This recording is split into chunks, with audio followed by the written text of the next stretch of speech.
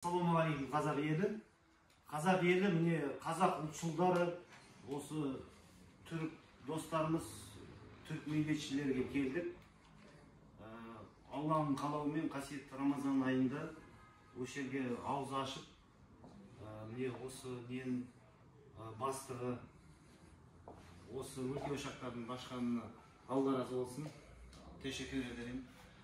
Бізде де болашақта Қазақстанда ұлтшылдар осындай модель тип шығаруға тырмысу керекпіз.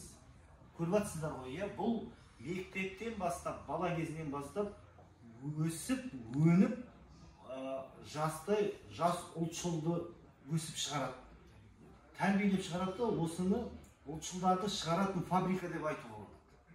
Болашақта бұлар отанына, мемлекетіне қызмет етеді. Бізге де осындай жобаны ашуға Аллах тағала нәсіп етсін. Сондықтан достар, міне Түркияға бұл тарихи сәт бірінші рет осы Қазақстан егемендік алғаны 30 жылда бірінші рет, оның алдында 70 жыл совет уақыты болды. 100 жылда бірінші рет түрік топырағына келді жас ұлтшылдар. Енді жыл сайын осылай кездесу болады деп үміттенемін. Рахмет.